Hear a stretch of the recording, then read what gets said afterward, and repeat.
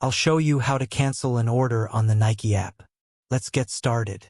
First, open the Nike app and tap on the 3 horizontal lines in the top corner to open the menu. From there, tap on Orders to view your recent purchases. Since I don't have an order to demonstrate with, I'll guide you through the steps.